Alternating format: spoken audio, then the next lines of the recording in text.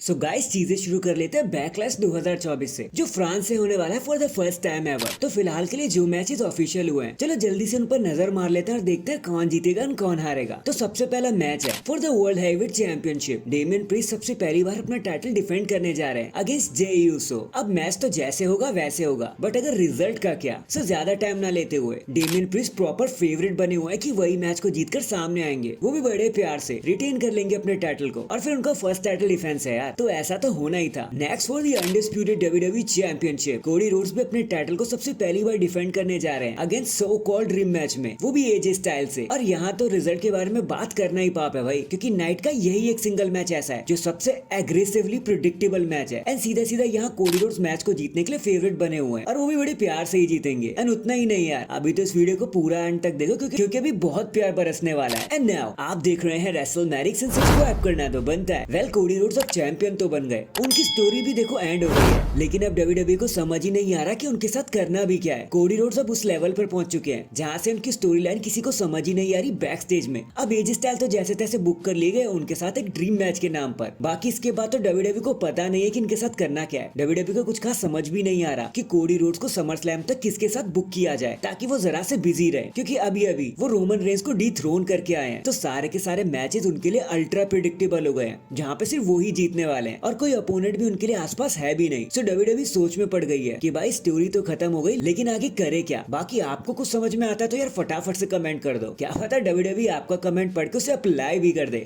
#who knows। Next सुनो अब जरा ध्यान से सुनो। उड़ते उड़ते पंछी ने मुझे खबर दे डाली है कि इस मंडे नाइट रॉ पर डब्ल्यूडब्ल्यूई अपनी औकात पर आ गया है। अब ऑब्वियसली मैं यहाँ पे व्यूअरशिप और रेटिंग्स की बात कर रहा हूँ और डब्ल्यूडब्ल्यूई की बड़ी गंदी वाली फटी है यहाँ पर। एंड मंडे नाइट रॉ को नंबर्स मिले हैं पूरे 1.597 मिलियन की व्यूअरशिप, जो पिछले हफ्ते से घटकर बहुत ज्यादा ही नीचे आ गई है। फ्लैगशिप शो के नाम पर तो धब्बा बन चुका है मंडे नाइट रॉ। अब ऑब्वियसली शो पर कोई बड़ा नाम तो था नहीं, कोडी रोड्स भी स्मैकडाउन पर जा चुके हैं, तो ऐसा तो होना ही था। बाकी लेट्स सी अब आगे होता क्या है। खुद रॉ को ही आदत पड़ गई है अपनी ऐसी वाली रेटिंग्स की। तो गेट वेल सून भैया। इन दी एंड ब्रॉक लेसनर के चाहने वालों अपने नाक कान मुंह खोल के रख लो, क्योंकि आज जरा बात चांद तक जाने वाली है। देखो ऐसा है कि भले ही ब्रॉक लेसनर कुछ एलिगेशंस के चलते डब्ल्यूडब्ल्यूई से बाहर हो गए, लेकिन कई बार हमने उन्हें मेंशन होते हुए भी तो देखा है, कभी ट्रिपल एच के मुंह से तो कभी पॉल हेमन के मुंह से। अब बात तो कुछ ऐसी है कि खुद डब्ल्यूडब्ल्यूई को भी लगता है कि ब्रॉक लेसनर को वापस आ जाना चाहिए, क्योंकि एक तो मंडे नाइट रॉ पर कोई स्टार पावर नहीं रह गई, तो ब्रॉक लेसनर उसे रिवाइव कर सकते हैं, ड्राफ्ट को एक बार फिर से हाइप दिला सकते हैं और फिर गंथर को एक न्यू रोड भी तो चाहिए भाई आगे बढ़ने के लिए। वो तो अभी भी अपने टाइटल हारे हैं, तो इसलिए ब्रॉक को वापस आना ही होगा। कोडी रोड्स के स्मैकडाउन पर चले जाने के बाद सीएम पंक का जो रूटीन है वो इतना कम हो जाने के बाद काफी खाली खाली सा हो गया हमारा मंडे नाइट रॉ, और उसी की वजह से रॉ की रेटिंग्स की मदर सिस्टर हो गई है। तो अगर ब्रॉक लेसनर के आने का कोई राइट टाइम है तो भाई वो यही राइट टाइम है। एंड ट्रस्ट मी, खुद डब्ल्यूडब्ल्यूई भी जुगाड़ में लगी हुई है कि कैसे भी करके उन्हें वापस बुला लिया जाए। बाकी लेट्स सी अब फ्यूचर हमारे लिए और ब्रॉक लेसनर के लिए क्या कुछ लेकर आता है। So that is it guys, अभी के लिए तो बस इतना ही। आप मुझे बताना अगर कोडी रोड्स का कुछ न्यू स्टार्ट हो रहा है तो वो न्यू स्टार्ट किसके साथ होना चाहिए, कमेंट करके जरूर बताना। एंड चैनल पर नया है तो चैनल को जल्दी से लाइक एंड सब्सक्राइब कर दो। बाकी मैं मिलता हूँ आपसे किसी और अपडेट के साथ, तब तक के लिए अपना ख्याल रखें